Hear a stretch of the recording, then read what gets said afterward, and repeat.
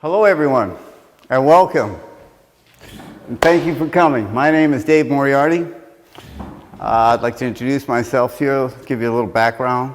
I'm a lifelong resident of Cape Cod, Massachusetts, Falmouth, and I've been involved in fighting the adverse effects of renewable energy for over 25 years. We first started with Cape Wind, then we went on to unfortunately, they came to my town, Falmouth. We're still $20 million in debt, by the way. 11 years later, they kicked the can down the road and nobody will talk to us. But the taxpayers and the ratepayers are still paying on that note. Every day, it accrues interest. So I've had a lot of negative experience with renewables, unfortunately. I'm not against renewables. I'm not against wind, I'm not against solar, I'm not against anything. We're not anti-anything. We're just sensible people, and we like to know where our money's going, and we like to know that we're getting at least something for the subsidies. You know, we've been subsidizing renewables for over 50 years. Over $1 trillion. What do we have to show for that money? What have we got in the last 50 years? All these small towns are bankrupt now because of the Massachusetts wind energy program, the failed Massachusetts wind energy program. So the problem with the renewables is the politicians aren't responsible. They don't care. They get their money up front. They get their campaign contributions from the developers up front. Deval Patrick, he's all down the road. Mary Pat, Mr. Delahunt, you're never going to hear from any of these people again. So there's no consequence to the politician. He just takes the money and does what the corporations tell him to do. And that's why we find ourselves in this pickle. There's no accountability. You know, does anybody know what Block Island is run off of? What kind of fuel they're running Block Island off of? Anybody in the audience? Diesel. Yeah, diesel. Okay, this is after almost $1 billion. They sold a failed project for over $300 million. When they sold the project, the cables didn't work. They were all out of the ground. So who gives them the right to do that? Any other normal company would have been had to get bonded, would have been on the hook, would have had to pay for all this. But guess what? Nobody paid. You people pay. We pay. There's no consequence to any of these people, or any of this money is not even accountable. I'm tired. I don't know about you folks, but I'm just tired of getting ripped off by the state, by the federal government, and by these phony LLCs that come to town. We've been taking a beating for the last 25 years. Block Island is a failure, folks. Total failure. Falmouth, Massachusetts, it's a total failure. Who's sick? It's a total failure. Their track record is very dismal. It's, if they were a private company, they would have been bankrupt. But they're not. They're politicians, they're state agencies, they're LLCs, and they all have access to our money. And they're taking it. And they're not being very responsible with it. So I hope what comes out of today is that the general public will finally catch on to the wind scam, because that's what it is. It's a scam. If Bernie Madoff was selling wind turbines, folks, he'd still be out of jail. He would not be in jail, okay? That's how fraudulent this wind program has become. It's hedge funds, it's bankers, Shell Oil Company. You know, Shell Oil Company, they're the same company that gave, unfortunately, Hitler all of the gasoline and oil he needed for free to take over the Netherlands. It's the same company, it's the same people. They're putting stakes right outside of Cape Cod, Massachusetts, the United States of America. And I think that's very dangerous.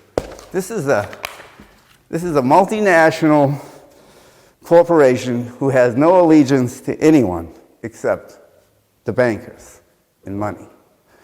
So without any further ado, I would like to introduce our guest speaker tonight. He's made quite a name for himself. He's one of the leading experts on energy, nuclear energy in the country at the moment. And with any further ado, I'd like to introduce our guest speaker tonight, Michael. Would you care to come up and...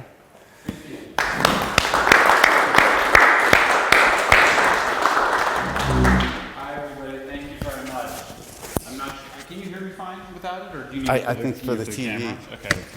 You just All right. flip it on. Yeah. You can, thanks. There you go. You're all set. I'm just going to speak from here if that's okay. And we were going to try to do a presentation, but I'll just show it on here. Is that going to work for folks? Can you guys see my... Here, I'll put it on big screen.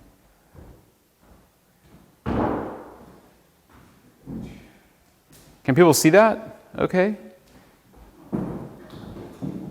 Is that okay? Are you okay? Okay. I could go back like that. Is that okay? Cool. So thank you very much. It's a pleasure to be here. This is our fourth time on the Vineyard.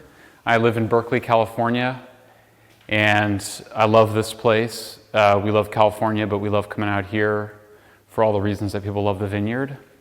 And I was an advocate for renewables for many years. I helped persuade the Obama administration to do a big investment in renewables between 2009 and 2010. I advocated for Cape Wind, which was a project that they fought to build a big wind farm off of the coast of Cape Cod for 10 years. And I argued for that. And then around 2010, I started realizing there was a lot of other conservationists who were fighting industrial wind and solar projects, including in California where I live, including the deserts. So I started to take a look at what was the impact of industrial renewable energy projects and became concerned about the land use impacts. And I started to learn a lot more about energy and about the physics of energy and why it was that renewables required so much land and area to produce electricity. So around the same period, I took a second look at nuclear power, which is the technology I'm best known for having investigated, having changed my mind on. And last year I came out with a book called Apocalypse Never, which was a bestseller. And so what I was going to do is just give you guys a big picture of my views of how I think about energy and the environment as somebody that's been working on it for about 20 years and have changed my mind significantly over the last 10 years. And then afterwards, I thought we could just have a conversation about the issues that I raise. How does that sound? Good. Because these issues are all interconnected because it's environmental questions. So let's just start with some of the big picture stuff. The planet is warming. Many people believe that climate change will be catastrophic. We know the sea levels are rising. You've seen these photos of polar bears starving, the impacts on polar bears, of the plastic waste in the oceans, the impact on sea turtles. And you've also heard that we can power the world entirely on renewables, 100% renewables, solar and wind alone with batteries, energy efficiency, that's going to do the trick. And many people believe we don't need nuclear power to provide our energy needs because we can just use renewables. That's not the whole story, and it's much more complicated than that, and I want to introduce some of the wrinkles in there. The first thing to know, and very few people know it, is that the United States has reduced its carbon emissions more than any other country in the world over the last 20 years. Our emissions are 22% lower than they were in the year 2005. Which is 5 percentage points more than President Obama promised to reduce them under cap and trade legislation that was introduced in Congress in 2009 and is also 5 percentage points lower than we agreed to lower them under Paris climate change agreements. So we now have reduced emissions more than any other country in the world, and that's mostly because we've moved from coal to natural gas, because natural gas became so much cheaper due to fracking, and also to some extent offshore oil drilling. And I should say that all of the sources for my data are at the lower right-hand corner of my slides, and all the slides you'll be able to find on our website. So there's no reason to take my word for any of it. You can find it later. The world is nearing peak emissions. Carbon emissions peaked in Europe, in Germany, France, and Britain in the mid-1970s, also in the transition from coal to natural gas and nuclear. I think we'll see emissions rise for another decade before they peak and start to go down. Plastic waste, we now know that 90% of the plastics that we think we're recycling do not get recycled and are often sent to poor countries where they don't have waste disposal systems. You can see poor countries in blue there are the ones where most of the plastic waste goes into the ocean. So it turns out that the problem was made worse in efforts to recycle. We should have been landfilling them or incinerating them, instead we sent them to poor countries where they ended up in the oceans. We know that plastic waste kills sea life, but other big factors behind sea life, ones that are familiar to people around here, which is just the impact of fishing and industrial activities, have had negative impacts on sea life. And plastics have actually had many beneficial impacts, including in replacing bioplastics. So the gentleman in the front here is wearing tortoiseshell glasses. They're made out of a fossil fuel byproduct from the petrochemical industry. And they replaced the original tortoiseshell, which was made out of sea turtles. It was misnamed tortoiseshell. But we know that, ivory that was used for piano keys and billiard balls, which was made out of elephants, is now made out of plastic. So plastics made out of petrochemical byproduct, a waste byproduct, actually ended up saving wildlife around the world. And many endangered species have actually been coming back for that reason, including the hawksbill sea turtle, which is the one that you saw with the plastic straw stuck up its nose in the famous viral video. And we've even seen a rebound of many of the whale species, including the humpbacks, and we thought at least the North Atlantic right whale, although the situation is more complicated. As for the polar bears, we actually don't know how many polar bears there are because they're so hard to count. So some people say their numbers are going down, some people say the numbers are going up. We just don't know because they're too impossible to count. And we certainly don't know we don't know if that polar bear was dying from climate change. And if we really want to save the polar bear, we need to do what we do with other endangered species, which is to not hunt them. We allow hunting of polar bears because it's a tradition among Inuits, but twice as many polar bears have been killed by hunters than exist. So if we want more polar bears, we should just stop hunting them. National Geographic actually had to apologize for this viral video, which was one of the videos that Greta Thunberg said led to her depression and environmental activism. We have made about less than 1% of species in the world extinct since the 1500s. There is no mass extinction. To have a mass extinction, you have to make over 75% of species on Earth extinct. Instead, 6% of species are critically endangered. We should worry about endangered species, but the main issue is that we just don't have enough habitat. We're actually pretty good at keeping critically endangered species around, in part because we've saved so much protected areas, 25 times more protected areas today than in 1962. In terms of climate, we don't see any increase in droughts, which is great news. We see a continued increase in crop yields. All of this may sound like climate denial or skepticism. It's not, and I've been an environmental activist for my entire life. This is my think tank in Berkeley, California. We're independent, have a small group of donors, take no money from any industry or from any of the big environmental groups. I testify to lawmakers around the world. I testified in front of Congress 6 times over the last year and a half, including the Senate. And all this, and like I said, you shouldn't take my word for any of it. It's all on the website, environmentalprogress.org. You can find all the slides here. This is my book, came out last year. My own journey into these issues started when I traveled to Latin America in the 80s to work with the Sandinistas in Nicaragua. I was a young socialist, but I saw that life was really hard for poor people, and that the challenge in terms of protecting the environment was how do you lift people out of poverty and protect the natural environment at the same time.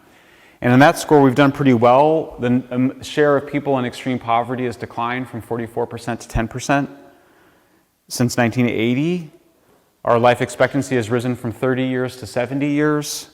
We produce 25% more food than we need. Most of us struggle with having too much food. And there is, the best available science says that technological changes, including fertilizer, irrigation, and tractors, will significantly outweigh any impact in higher temperatures. So the most important thing for poor countries is that they get access to modern agriculture. Energy consumption in terms of energy efficiency. Energy consumption remains tightly coupled to GDP. So you can see Germany up here, it's reduced its energy consumption per GDP a little bit, but certainly not down to India levels. So we still need high levels of energy consumption even after you industrialize. So energy efficiency is okay, but it's not the whole story. In terms of deaths from natural disasters, they've declined over 90% around the world over the last 100 years. Just better infrastructure, better planning, better weather systems. Sorry, this is deaths from natural disasters. What's that? These are actual numbers, so this is not factoring in the increase in population. So it's even more dramatic if you account for the increase in population. When there is floods, it's because of the failure of infrastructure. So as what we've seen in places like China or India, when they have floods, it's because they just didn't do better water management. We're not seeing any increase, thank goodness, in hurricanes damages over the last 100 years, nor in the frequency of hurricanes hitting land. And in terms of floods, you can see just the building on floodplains, because we build our cities often on rivers, and so it's been the expansion of cities that's been the big driver of flooding around the world. Can you do me a favor when you show these slides? Can you tell me the time scale that you're... Oh, sure. Sorry, that's 1950 to 2040. And this is both past and then today and then projections. Okay, so that's projection. Yeah. But mostly I'm just showing a picture of why it is that you see greater flooding.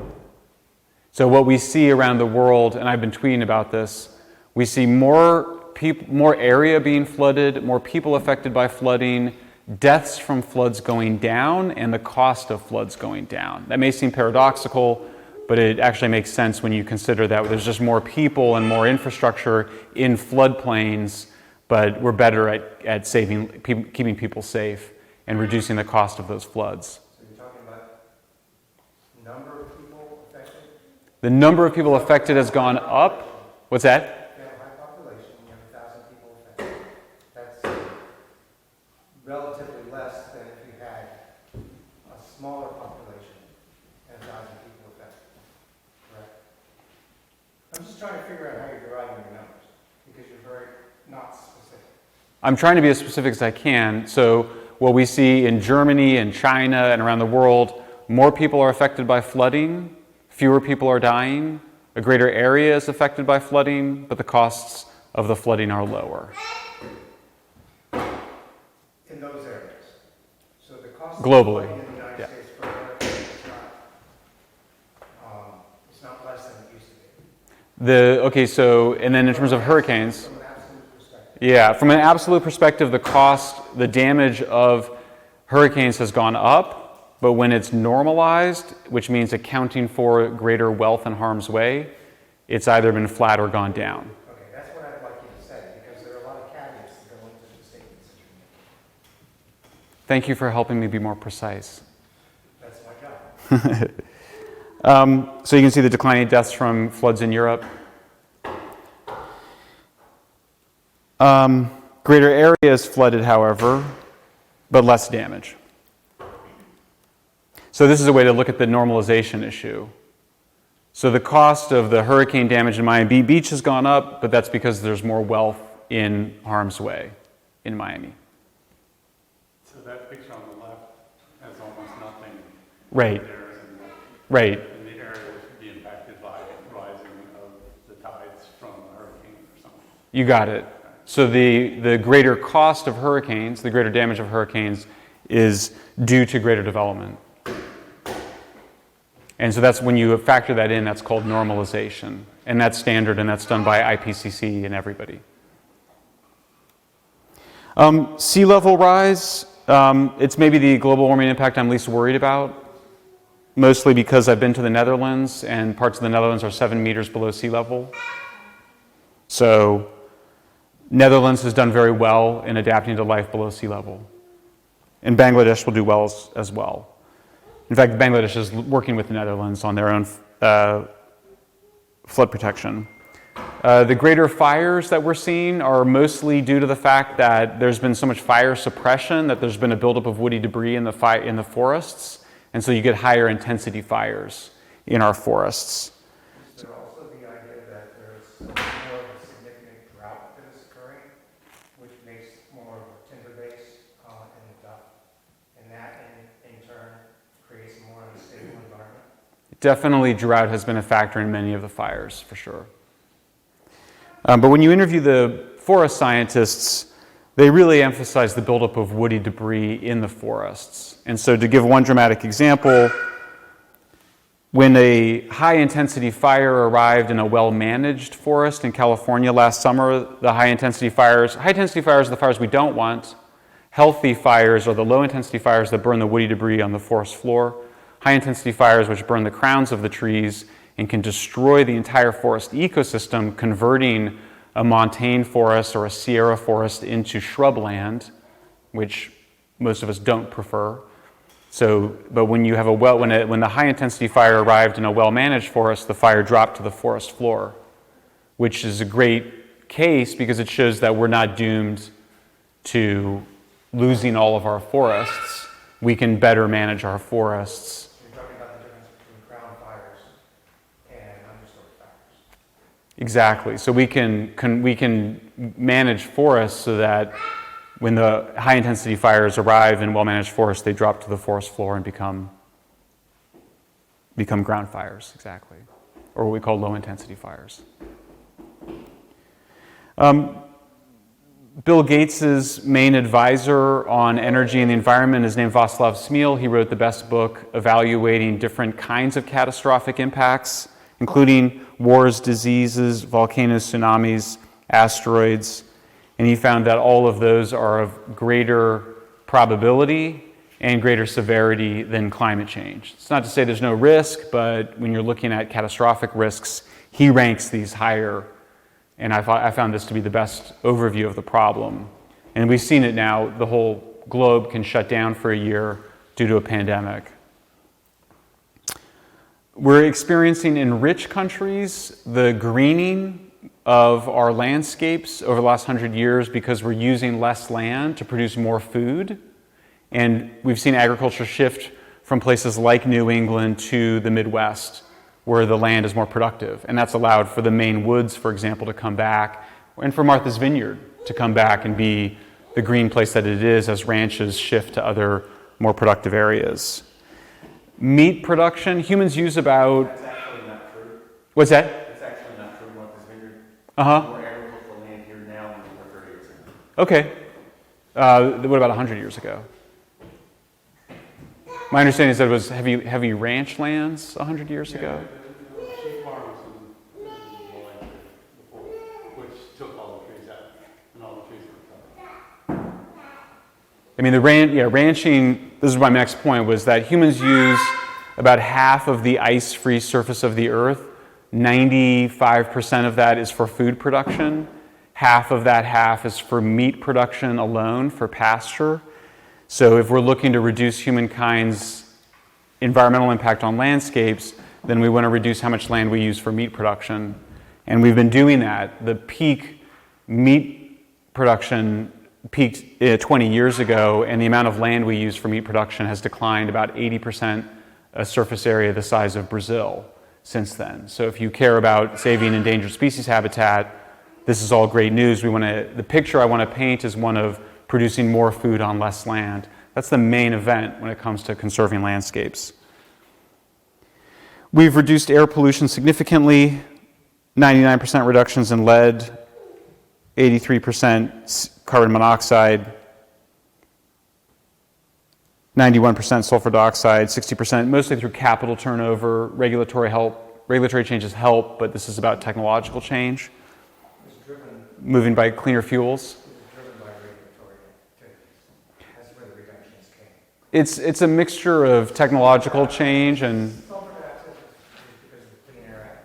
Carbon monoxide was also because of the Clean Air Act. actually the sulfur dioxide was also helped by the fact that they connected train lines to get low sulfur coal from the southwest. So there was technological changes as well as a lower cost of scrubbers. You're talking about the low sulfur coal that came out of Montana and Wyoming. Is this Right. global or US? U.S. Yeah. Around here is US? Yeah. So So- the coal wasn't being used because it was, as part of the Clean Air Act, there were caps presented relative to what fossil fuels, the amount of sulfur that could be delivered out of the emissions from the fossil fuel burning facilities. So that in itself, which was the regulation, that's what drove going to low sulfur coal and the use of that, which also drove everyone to using natural gas, because then they could meet the emission limits. Part of it. I mean, there's also the cost of the scrubbers came down, and they did connect the rail lines that made the availability of low sulfur coal available. And in terms of the fracking revolution, that was mostly tech driven. It was driven by the fracking revolution, which was pushed by DOE since the early 70s. And we, like I said, we had cap and trade legislation in 2009 that aimed at 17% below 2005 levels, and we hit 22%. If you didn't have the regulatory arm putting pressure on. I'm not arguing against regulations. I'm just saying there's an important role for technology. Yeah. Yeah, I'd like to request we allow the speaker to get through his speech and then take this kind of thing up with Q&A. Okay. When you look at the share of electricity that nations and states get from zero carbon energy sources, it's overwhelmingly nuclear. So Sweden, France, Switzerland, Belgium, the largest share of their low carbon electricity comes from nuclear. You can just compare France and Germany. This is a useful comparison because these are two very similar countries in terms of GDP, geography. France gets more than twice as much of its electricity from zero carbon sources as Germany. Even though we hear more about Germany and its effort to transition towards renewables, people worry about nuclear, but nuclear's overall risk is very low. You can see nuclear, according to the best available science, is the safest way to make reliable electricity. It's the most recent study in Lancet. I can go more into nuclear, but let's just skip ahead a bit. Here's one important one. If you care about climate change, France produces electricity with 10% the carbon emissions as Germany. And it does so at about half of the price. So if we're worried about climate change, nuclear is a really good option. You can see German electricity prices went up 50% as they made the transition. Now Germany electricity prices are the most expensive in Europe. Number 2 is Denmark, which is the wind energy capital of Europe. So if you want to make electricity expensive, wind is a really good way to do that. California, we've seen a big experiment, a big effort to invest in renewables and shut down nuclear power plants. Our electricity prices went up 7 times more than they did in the rest of the United States over the last decade. People will talk about batteries a lot, but just to get 4 hours of the grid backed up by batteries would cost over $750 billion. Even advocates of 100% renewables aren't advocating for batteries as the solution. We experienced blackouts in California because we shut down so many of our nuclear plants and natural gas plants and attempted to rely so heavily on unreliable wind and solar. So the picture I want to paint is one of a transition from matter-dense fuels towards hydrogen-dense fuels or energy-dense fuels, from wood to coal to petroleum to natural gas to uranium. So just think about coal, it depends on the coal, but it's about 1 carbon atom for 1 hydrogen atom. When you go from coal to natural gas, your emissions drop by about half per unit of energy. And that's in part because you're going from that 1C to 1H in the coal to CH4, 4 hydrogen atoms to 1 coal atom. It's a picture of moving towards more hydrogen-intense economy.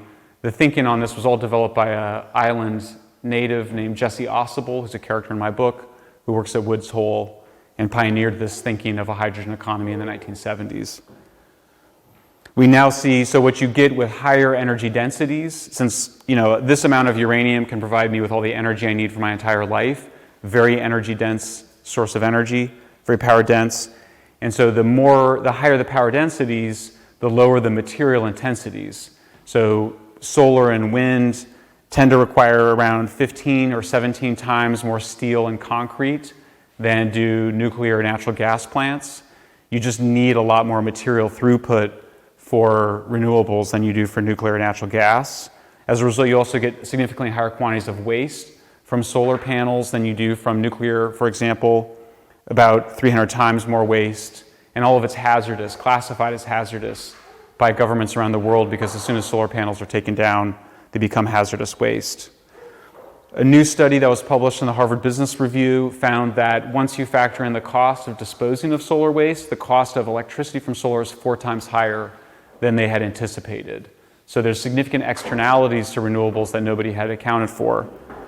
People worry about the nuclear waste. As an environmentalist, it's the quality of nuclear that I like the most. This is all of the waste from the Swiss nuclear program. It's stored on a basketball court. Never hurts anybody, never should hurt anybody, unless somebody knocked over a canister and it fell on somebody. You can't make a bomb out of it. It can't explode unless you were to ship the used material to France, reprocess it for several months, and then turn it into plutonium. There's an intuitive sense that solar and wind are energy dilute and require a lot of land. So you saw in the most recent sequel to Blade Runner, in this opening dystopian picture of California, he's flying over the California desert and it's covered with solar panels. It was based on an actual solar farm called Ivanpah, which on average they require about 300 times more land than nuclear or natural gas plants. They had to pull desert tortoises out of their burrows, most of which died, endangered desert species. And we now know that the solar panels only became cheap because they were made with forced Muslim labor in China, as well as very cheap coal and significant Chinese subsidies. Something that the Biden administration recently put sanctions on the Chinese government. So we're going to see a big disruption to the solar industry. We're now getting a big push for this offshore wind off the coast of the East Coast, not just here, but also off of New Jersey. You can see these pictures of energy density start to emerge. The British government published this. Basically, it's easy to do. You go into Google Maps and you can draw a line around a power plant to figure out how big it is, and then you divide it by the amount of electricity it produces to get the power density, which is how much electricity per unit of land it produces. And you always get about the same amount, somewhere between 200 and 400. Princeton University finally just covered it. The New York Times finally wrote about it. So you need 100 of these wind turbines to equal the electricity from your average size nuclear power plant. You go around the world, the same thing. Netherlands, you need an area 570 times larger for wind turbines than for nuclear. These are the offshore turbines as well, which are the model for what they want to do off the Vineyard. Similarly, in California, 400 times more land is required for wind than for nuclear. We see the value of wind and solar go down the more of it you add to the grid. That may seem strange, but it makes sense when you think about it. The problem with wind is that it produces not enough energy when you need it, but too much energy when you don't need it. And so if you add more wind, you're producing electricity during the same times of the day because it's dependent on the weather. And so the value of solar declines by 40% when it reaches 30% of your electricity.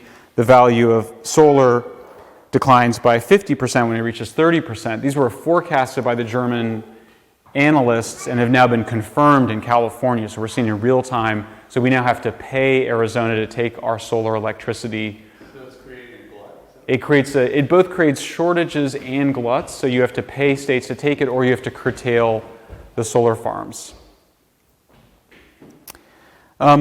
Recently, we now know, people think of wind turbines, they're as old technologies, which they are, obviously. Windmills have been around for hundreds of years, but the big offshore wind turbines are actually fairly new. We're still experiencing new technical problems with them. Ørsted, in particular, which is one of the big developers of wind for the East Coast, had underground cabling problems that they just discovered earlier this year, which has created significant new investment risk for Ørsted.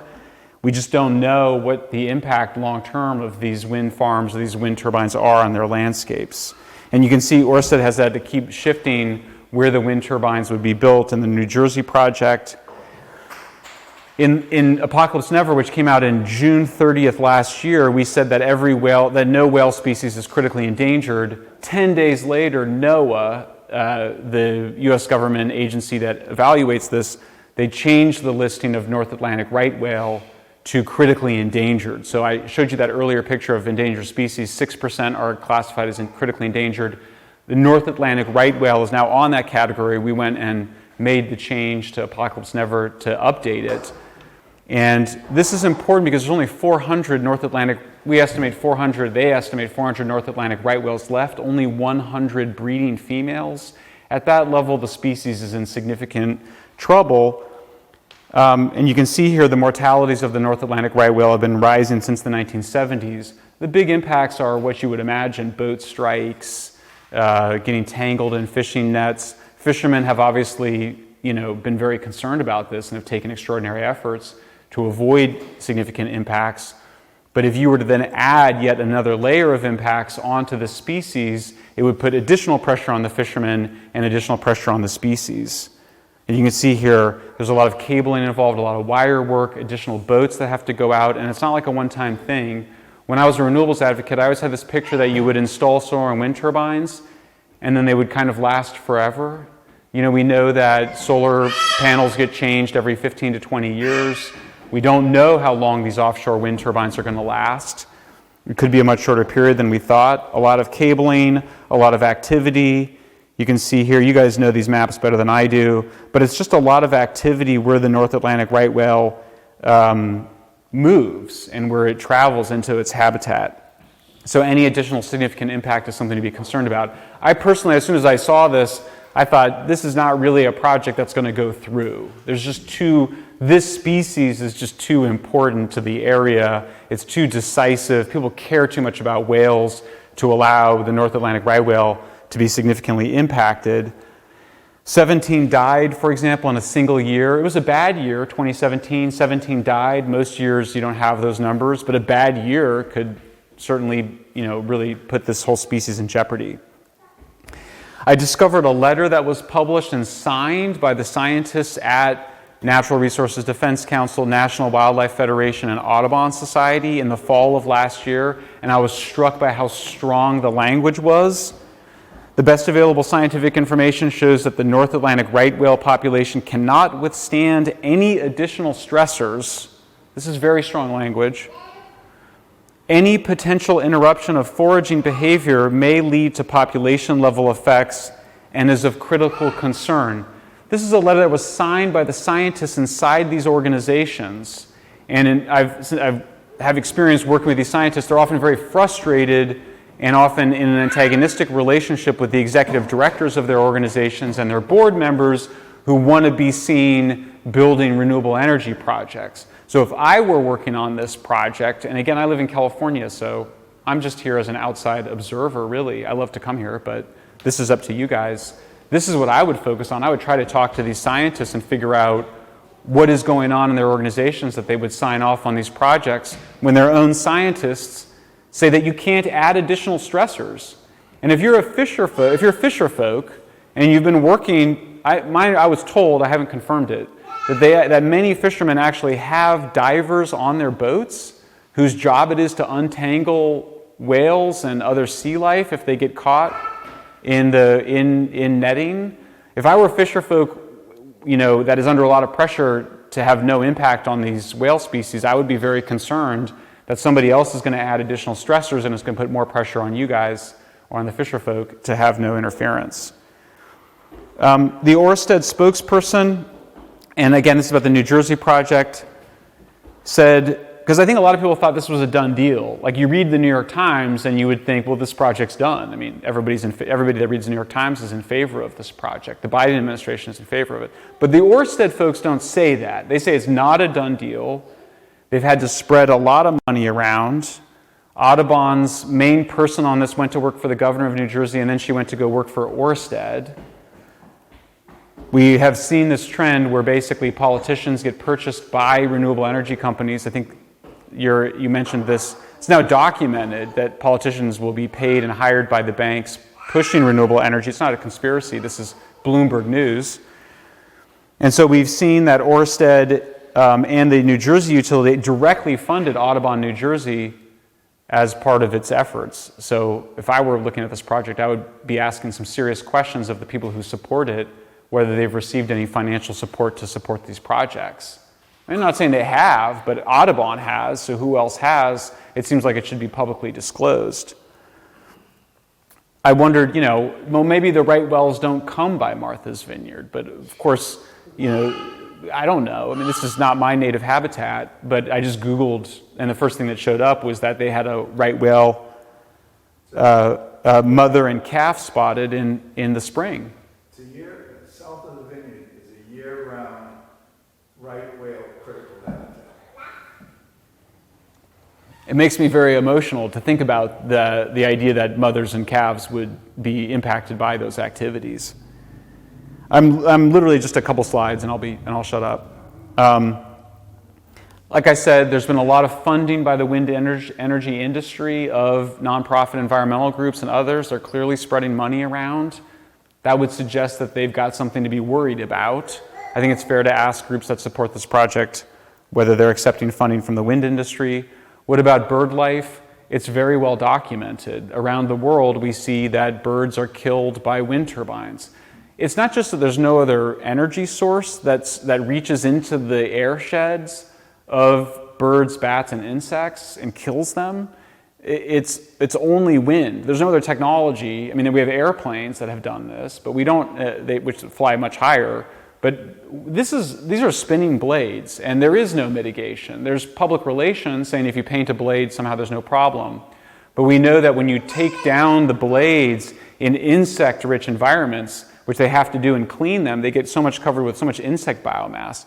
But around the world, and again, this doesn't really make the New York Times, which is a cheerleader for these projects, you just see bird strikes, bird killings. When they measured golden eagle deaths in California, they were 3 times higher than they anticipated. It's very hard to count bird deaths because nature consumes itself. The birds get killed, they fall to the ground, and scavengers eat them right away. Well, how would you count these birds if they get killed offshore? They're going to fall into the water and sink to the bottom like right away. I mean, what is the possible monitoring? What is the possible baseline for this on monitoring of these impacts? I don't see how you would do it. So we see that around the world. We now also know, and again, this is Bloomberg, which is a company that is owned by a major wind energy investor, Michael Bloomberg, describing that the wind turbine blades are simply not recyclable. They are put in, this is, by the way, that's a little tractor with a guy on there. These are just a few wind turbine blades. The material throughput is very high because the power densities are so low, because wind and sunlight are such energy dilute fuels, so to speak, energy flows. I don't want to say too much more because you guys, I want to get to the conversation. But basically, any way you look at it, this is a land-intensive activity. And as somebody that comes here and enjoys the seafood, you have a precious resource out there in the oceans. You've had a huge debates for decades about how to manage the sea life with the fishing folk community. Why would we add an additional stressor when you don't need it? The entire power output from the Vineyard Wind Project or the New Jersey Wind Project is the same amount of power output from a half a nuclear reactor. A half a reactor. Well, they just shut down 2 reactors in New York, and they want to shut down 2 more reactors in California. So what if we kept the reactors operating and didn't shut them down and didn't build the wind turbine? Or maybe we add another reactor. You can add basically infinite numbers of nuclear reactors because you've got these huge nuclear power plant sites that already exist, which were a huge pain in the ass to permit. Can you imagine in the NIMBYism against nuclear power plants in the 50s and 60s and 70s? They got these things built. You can add another reactor. So if you want to decarbonize the power grid, you can do it with nuclear. There's a sense in which, because you guys, the people that resist these projects, are often alone, you're often just in your communities, it's hard to see that actually there's a movement around the world fighting wind turbines. It's incredible. I mean, we've interviewed folks in Netherlands and Germany and Britain. It made a huge piece in the Wall Street Journal. It made the cover of Der Spiegel. these are not climate deniers or right-wingers or something. These are people that love birds. These are people that love their natural environments, and they've been fighting wind turbines so successfully in Germany that they've functionally halted the expansion of wind energy in Germany. And it's not just the wind turbines, it's also the transmission lines.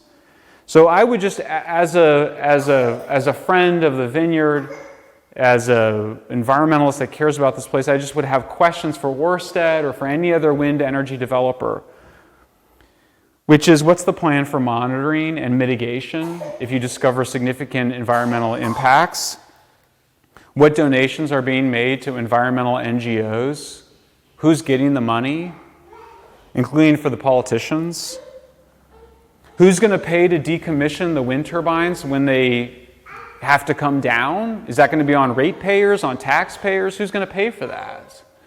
Everyone says, what about nuclear? The cost of decommissioning nuclear power plants is in the cost of electricity from nuclear power plants. Most people don't know that. There's these huge decommissioning funds that have been built up over decades to pay to decommission nuclear power plants. They don't need to be decommissioned. They can operate functionally forever. You just maintain the equipment. You just replace the equipment. But does that exist for wind turbines? Are they going to have a decommissioning fund? What are you going to do if the cables fail, as they have apparently been doing in the offshore wind of Europe? What's going to happen if we discover that there's impacts on whales? Are we going to take down the wind turbines? Is that part of the plan? Because it's not exactly something that you can go in. You can't exactly. The idea was traditionally you'd go buy additional habitat. So that's how it's traditionally worked, is that if you were to kill some endangered species on your land, you would pay to save some other land. But what would you do for the North Atlantic right whale? What habitat would you buy with a species that's already on the brink? And what will protect consumers from the potentially escalating costs of this project? As I mentioned before, it's not just the cost of the project could go up, it's also that the project itself could increase the cost of electricity significantly. Thanks, guys. I have a question for you, Mark. Yeah. Do you have any experience with infrasound in the water, with communication with the mother and the calf of the right whale? That's a very interesting question. Yeah. They're very confused and beach themselves because they can't communicate with the infrasound. I'm not, unfortunately, an expert on that, and I've only started looking at that. However, I will say that you have one of the world's experts on oceans and sound here in the Vineyard. His name is Jesse Ossable. He works at Woods Hole. I just had ice cream with him 2 nights ago. He lives in Oak Bluffs. He's right there. He loves visitors. And they just did an experiment of what happened in the first 6 weeks of COVID when the shipping traffic radically reduced itself because of COVID, and they could discover this. They have hydrophones, microphones in the ocean. And so he would be able to tell you everything you need to know. And if you would like to follow up with me afterwards, I'd be happy to put you in contact. My email, by the way, is just michaelschellenberger@gmail.com. And let me also say, I'm not a leader of any of this movement. I'm friends with the leaders, but I love the Vineyard, and I was here, and I thought, if you wanted, I could come in and give a talk. That's all. Yeah. Sorry. I was going to say, you seem to have gone through quite a transformation of your own perspective over the last 10 or 12 years. And if I heard your presentation correctly, you've come to the conclusion that even though you're still an environmentalist, that the costs of what's being proposed, we don't have a good sense of it on the full cost, the full life cycle cost of everything that's being proposed. We have a misperception about the economics of what's being proposed.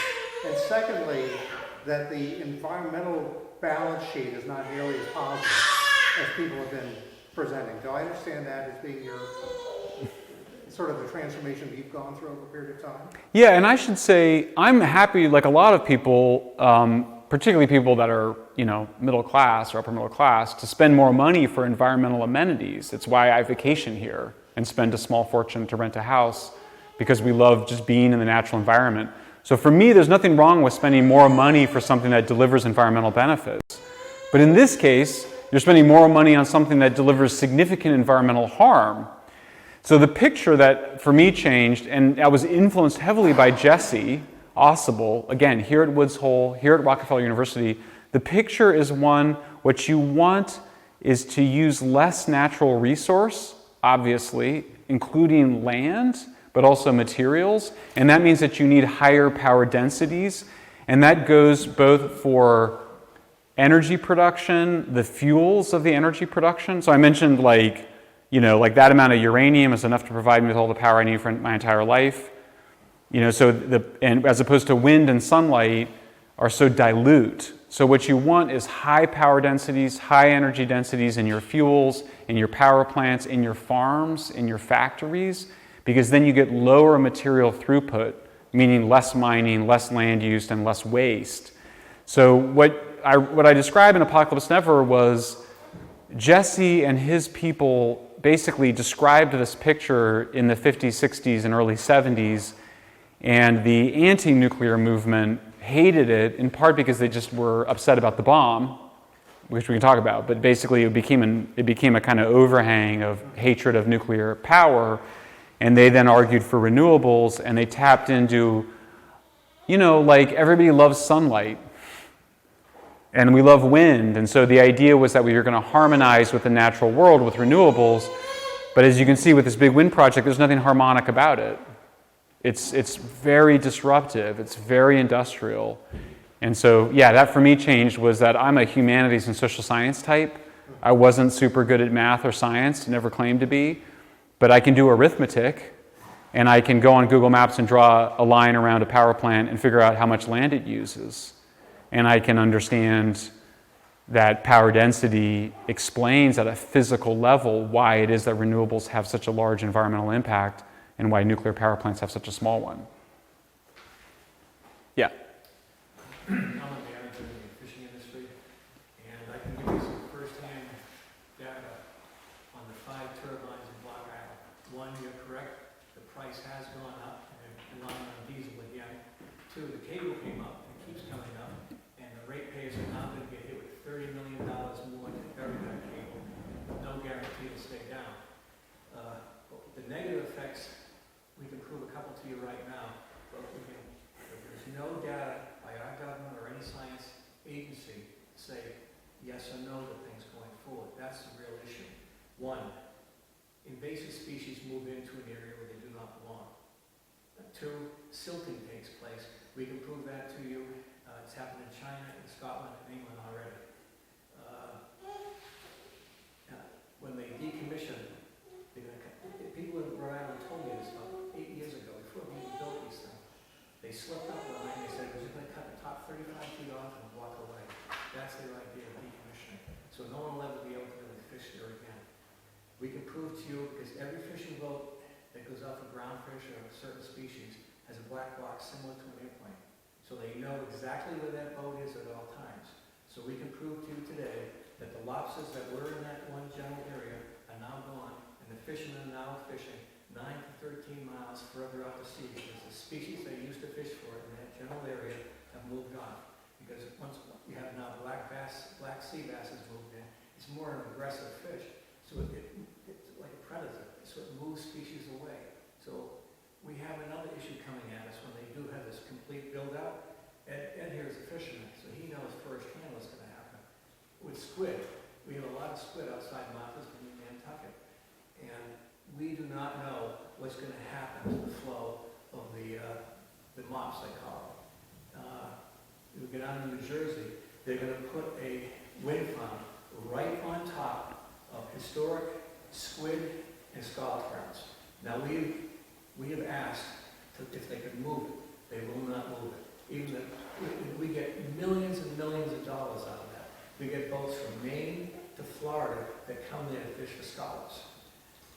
The fishing economy of Rhode Island is heavily dependent on squid, and a lot of it comes from there. And once again, they will not listen to us, and they put it right on top. And they say you can fish inside the array.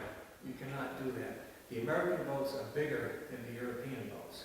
And if you look at the history of the Europeans, you'll see that they no longer really fish. You'll see they've really changed over there, such that they have promoted to the United States, and they have told us in meetings, watch yourself, you're going to get hit like you won't believe. They've done look what happened to us. So it's coming. But once again, the biggest wind farm in Europe is 54 square miles.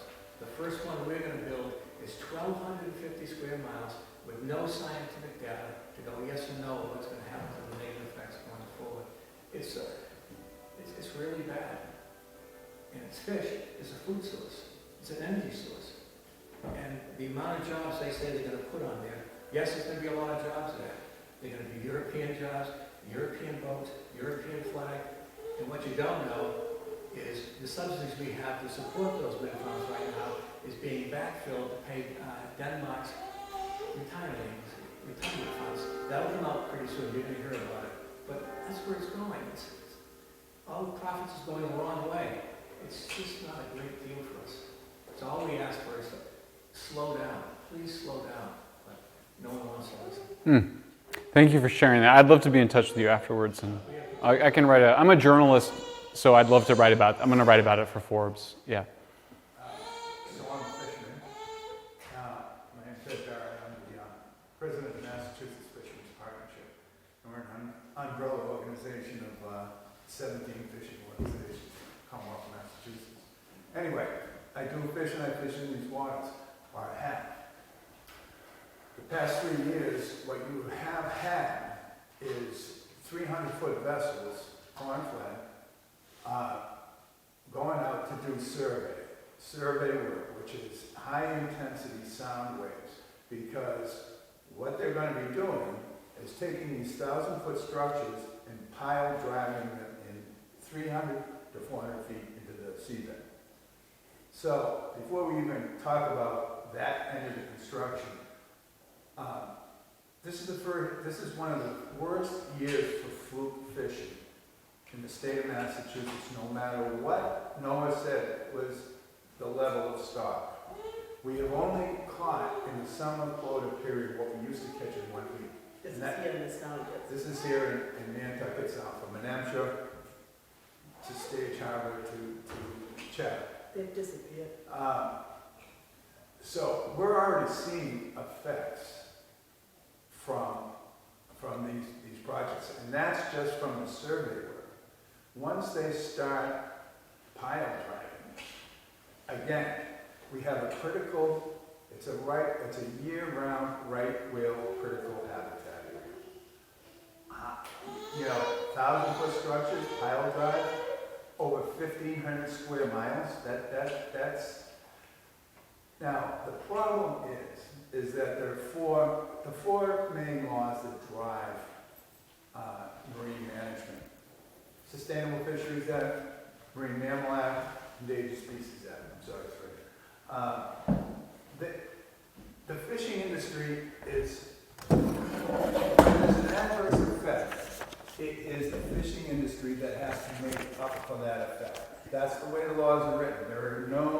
There's nothing to say, for instance, if offshore wind creates an adverse effect, there's nothing to say offshore wind has to mitigate that effect. Stormy Mayo, who is the director of Center of Coastal Studies. Center of Coastal Studies, his son is the spokesperson For Vineyard. for Vineyard Wind. Nathan Mayo, you can look him up. So, He lectures us sometimes. I mean, I could go on. We've been fighting this, Dave. I don't know. Maybe you remember me from the Absolutely. old days. Brian Rothschild, who founded SMAST, the University of Massachusetts Science Marine graduate program. He said, you just don't know what that kind of level of development is going to do to that whole coastal plain that exists, and how it will change the bottom, how it will change currents, how it will change larvae distribution, how it will change. They don't know this. This is not known. They can't even do flyover surveys because the turbines are so high. They will not. And there's fog a lot of times as well, but they have to fly over so high that they can't see them. They can't see They them. will not be able see to do They will not be able to do flyover for whale survey, because they have to fly at a certain altitude, and that won't be in that wind farm area. That won't be. They won't be able to do stock assessments. NOAA has come out National Marine Fisheries Service has come out and said we will not be taking the bigelow into the, so that they will not be able to do stock assessments In that area. in the wind farm areas anymore. They have said it's going to be too dangerous for their vessels. So you're going to have a lack of science. You're not going to have monitoring. How are you going to monitor? And besides, and here's, if you're not starting out with a correct baseline, if you're not really knowledge of the correct baseline, and then 10 years later you figure out, well, gee, that actually did hurt, then what do you do? If It's too late then. it's too late. So I would love to follow up with both of you gentlemen afterwards and do a Zoom interview, and I'll put it up on social media, because I think this is an important story that nobody knows about. you know, we've gone to a lot of public meetings, we've given a lot of public comment to BOEM. And again, politicians, Look at what you're they up see against. money. And, you know, and here it comes down to, you know, when they talk about jobs, if you took what they're going to take in subsidies and put it into the fishing industry, you would have those jobs.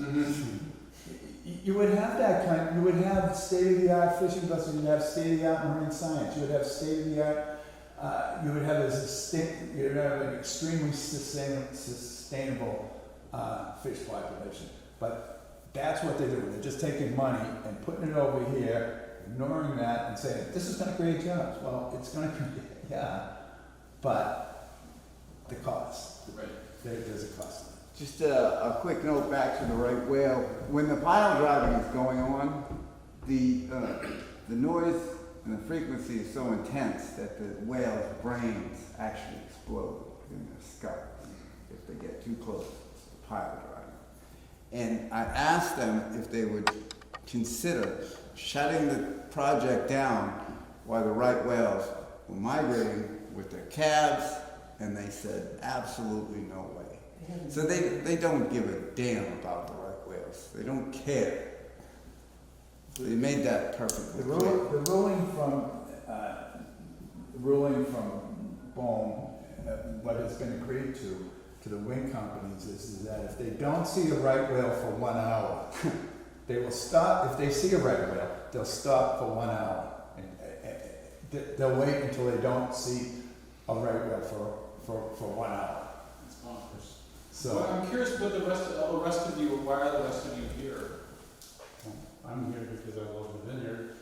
I've read your book, and what was really interesting to me, and I have a few questions for you, but this meeting right now is really just underscored what you said, is that for so long there's been a single factor global warming thing all about carbon, and right now you can see there's so many facets to what's going on. And to me, it's staggering, all of the effects. And you're saying it's 1,250 square miles? This one? The whole Atlantic coast, the vision for the Atlantic coast. yeah, you're basically going to go all the way to North Carolina is up for lease. Is up for lease right now, and you know, eventually Gulf of Maine, which what they're considering Gulf of Maine is from east of Nantucket, you know, it is now being, it hasn't been put out for lease by BOEM yet, but all the governor, Maine's governor, New Hampshire's governor, Massachusetts governor, has all come out in favor of this. So the question I came, really seems almost inconsequential at this point, but it seems to me that supposedly one of the things that's causing global warming most is the warming of the ocean. And to me, if you're, especially in shallow water, if you're slowing wind down, which is a significant cooling agent of the water, is there a significant impact on sea temperature rise because of that? Yeah, there is estimates by a Harvard professor named David Keat of the potential impact of large-scale wind energy use in terms of causing global warming because of the factor you just described, which is converting wind into electricity reduces the amount of wind, which reduces the cooling of the planet. So there is some of that. And then there's both regional and global temperature impacts. So yeah, of course it is. You can't, everything is connected. But to the point of your book, all of these factors are probably the succeed in fighting such a wind farm rather than just going after, you're defeating the purpose of, fighting global warming when you're warming the seas by doing what you're doing. Oh yeah, if you guys are gonna win on this, it's because the fishermen and the people that love whales are gonna work together. That's how you're gonna win. And then also to work with other folks. You should work with the people in New Jersey and there's other people that, if you get organized around with the fishermen and whale lovers, then you'll defeat these projects. I don't think there's any doubt about that. So, to answer your question, there's been a total media blackout when it comes to anything negative that has to do with renewables in New England. They won't print it in their papers. They won't cover it on the television stations or the radio stations. Total media blackout. We know Here's that. other folks. John, you had a lot to say. Why are you here? Couple things. I live over on Chappie, and my background is I'm a retired United States EPA scientist, federal investigator. Done a lot of different things over a 40-year career, and I wanted to understand a little bit more about how things are viewed relative to the way society interacts with government and vice versa, especially when it pertains to how corporate gets into the issue. One of the things that I did want to say here is that from my perspective, and I say this from a humble perspective, please, that if we are diverse in terms of the things that we use from a primary resource, which is energy. So if we don't rely on one thing, if we rely on a number of different things to produce that, then we get out of the quagmire of having either oil being the energy savior, or coal being the energy savior, or nuclear being the energy savior, or solar or wind being the energy savior. If we diversify what we use and we allow technology to move forward and produce things that can be used for all of us, then I think we'll be better off.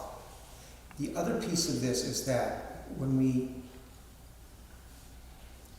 put our eggs in one basket, and I think we all know this, if we put all our eggs in one basket, we really run the risk of having a big problem. We saw that with Texas, in terms of their eggs being in one regulatory, non-regulatory corporate basket, and the problems that ensued because of that. Because, let's face it, there are going to be a lot of surprises over the next 10, 20, 30 years. And those surprises by definition are not things that we know about. But if we build an infrastructure that is flexible, diverse, and has the ability to kind of give and take when things happen badly, then I think that we're going to be better off. And I listen to you with regret because fishing is part of the soul of New England, and it's what has provided us with who we are. And I've watched over my 70 years the fishing industry pretty much be destroyed for a variety of different reasons. Going back to the Russian fleets that were offshore, to a lot of very cavalier kind of methods of doing fishing, to the more, right now, to what might be considered a regulatory hand relative to managing the fishery industry. We want this fishing industry here in New England to last for not just decades, but for centuries. I mean, that's the legacy of what we've got. And so we have to kind of outthink where we are and maybe try and move forward to getting what we need. Yeah, thank you. Thank you for that. How about you? You're a young man and you're scribbling away. Why are you here? Just here to listen. I live here. Curious to see what other people have to say. What's your reaction to what you've heard? I really don't know if that's our. Yeah. How about you? I think the word media blackout was good. You do hear one side, and just being up here and reading some of the stuff I saw this morning is you get a different, a more local perspective on it from outside the Philadelphia area. So I took this opportunity to hear what the locals are talking about and to learn more about the subject, the people that are truly immediately impacted by something like this. It's very good. Yeah, what we always hear is it's coming, it's just everybody better get ready, but there's a lot of cost that's coming. It's going to cost us. How about you? I've been involved in energy, one way or another, different parts of energy business for 30 years and more. None of the things you said in your presentation are a surprise. They're well-known, facts. We've been studying this. It's a big topic. And so I was interested because I wanted to hear your kind of, but it's hard for people to understand. The message isn't getting out, and it's hard to process. And so I was very interested in how did you go through the transformation that you went through, okay? And then I was very interested to hear how other people would process the same information. So that's where I'm. How about you, ma'am? I'm just doing a listen. I have a question for you. You're mainly nuclear. That's your specialty? No? No, I mean, that's what I'm best known for because it's the most controversial technology, but What is the status of nuclear development now? I mean, we've decommissioned the one up in Plymouth. Yeah. And I think one of the reasons it was disabled because it was getting old and didn't really trust it. Are they making anything new in the form of nuclear power plants? I mean, the short answer is that nuclear is in trouble in the United States. Nuclear plants are shutting down that should continue to operate for decades longer. They're being shut down by people that say they care about climate change, and they're being replaced by natural gas and a smidgen of renewables.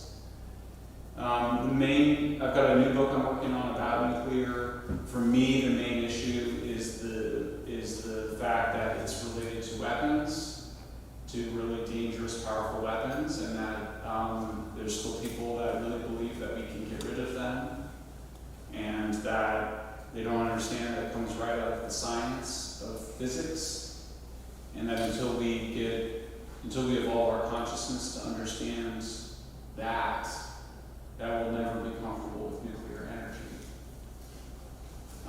So I'm a heretic among heretics in that I don't think that any of the fancy new advanced futuristic designs are going to pan out in our lifetimes. And that's why I spend time making the case for the plants that we have, because I think that they're fine and that they're just very badly misunderstood. Yeah, the young man behind you hadn't spoken. Oh, that's all good. Yeah, I'm the organist here, so I was teaching in the other room. I said, stick around. No, it's fascinating hearing what you're talking, just kind of the grasping. I'm pretty open-minded in hearing kind of the unintended consequences of a lot of these plans. It's really fascinating, especially the fishing perspective and with whales. I didn't know much about that. So I had two questions because Texas was mentioned. So I was curious what your perspective on the Texas blackout was, an explanation, and the other question is, paint me a nightmare scenario. If we're going down a road, like what's your biggest, what keeps you up at night in terms of what could happen over the next? Because I'm 28, very curious what the next 40 years of my life will be. Okay. So. Well, Texas, I testified in front of the Senate about the blackouts in Texas, a lot of misinformation about those blackouts. The different energy technologies performed about like you would imagine they would. The nuclear plant operated at 75% of its capacity. It should have operated at 100%, but one of the reactors was automatically shut down when cold water triggered a sensor. And according to the very strict regulations that we have on nuclear plants, it automatically turned off the reactor. We should just change the regulation. They could have been operating at 100%, and many people, their lives would have been saved. The natural gas plants could have kept operating, but they weren't weatherized because the regulators in Texas failed to require the investments that be made and the subsidies that would be required to weatherize or winterize the gas plants. And wind performed as terribly as you would expect. Turns out there wasn't a lot of wind during the really cold snap, just like there wasn't a lot of wind during the heat spell in California. So wind is as unreliable as they imagined. And the supposedly cheap cost of Texas electricity ended up being very expensive because of one catastrophe, one black swan event, one fat tail was enough to basically upend the entire Texas experiment, so now they have very expensive electricity. I am worried about the destruction of Western civilization. I'm worried about the attack on important institutions. I think civilization is precious, and I see the major institutions that we need for our civilization under attack. That starts with cheap and reliable electricity. Electricity grids are the basis for modern life. If you don't have cheap and reliable electricity, you don't have civilization. I'm worried about the ways in which politics has become a religion for a huge part of the country. I'm concerned about the ways in which people really hate each other and they wish badly for each other in the United States. Those are all very bad signs. I'm in California. We have a different set of problems than you have out here. We have a massive, the problem we have nationally is I think the biggest problem in America right now is that we're in the midst of a terrible drug addiction and overdose and poisoning epidemic. The number of people that died from drug overdoses and poisonings in the year 2000 was 17,000. Last year was 93,000. These are instantaneous deaths, unlike the 90,000 people that die of alcohol over a lifetime, where it contributes to death. These are deaths that occur instantly. It's deaths of despair. It shows the lack of both a social safety net and also, I think, a culture that has decided that we can't withstand any amount of pain, so we overprescribe pain medications. But I'm not going to leave it with that. I'll say, on the plus side, I see an increasing desire for the Stoic, increasing demand for Stoic philosophy. I think Stoicism got a bad rap. People conflated it with machismo. And in fact, Stoicism is a beautiful philosophy. It says that we should look at adverse events in our lives as opportunities to become stronger and to grow. That which doesn't kill us, kills us, makes us stronger. It's a chance to say the Serenity Prayer, which is one of the most profound sentences in the human language. God grant me the serenity to accept things I cannot change, the courage to change things I can, and the wisdom to recognize the difference. It's the most important, one of the most important sentences in the American language.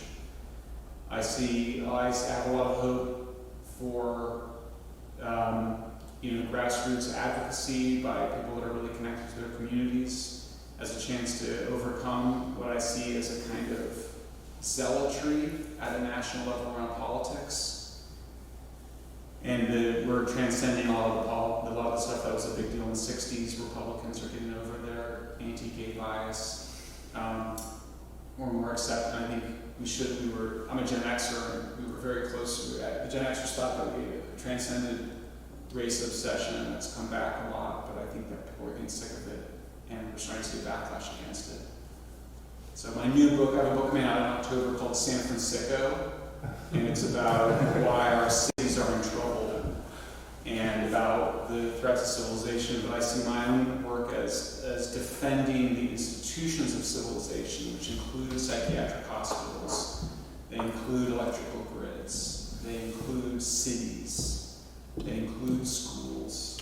And so for me, my work I view as defending these institutions and reminding ourselves that all of this incredible wealth and civilization depends on institutions and on certain core values, including working hard and dealing with adversity rather than imagining ourselves too vulnerable to it. You're another young man. Yep. Well, I'm a local musician. I'm a pastor up in Aquina. Oh. And he's my brother. And what am I doing here? Well, it's refreshing to hear an opinion given a platform here that normally isn't. So thank you for being here, and I hope you feel welcome. And I went to a climate cafe maybe 2 years ago that was quite different. It was in a local cafe on the main drag. There were a lot of people there. They brought some middle school students in to kind of testify for the windmill. So it was interesting to see the different nature of that presentation versus this dialogue. I appreciate you calling everyone out. You know, that's important to be able to speak with everyone and give everyone a chance to speak. So thank you for that too. I suppose I have 2 anecdotes I could share. You brought something up about how politics has become a religious phenomenon, and a fella, I wish he was still here, he brought up something really funny. He said, you know, that the laws were what changed the emissions output, and I just thought that was a funny presumption. It was a philosophical giveaway. He betrayed his philosophy, because we're in a house of, you know, a Jesus house, right? That whole story is about the failure of the law to motivate righteous behavior, right?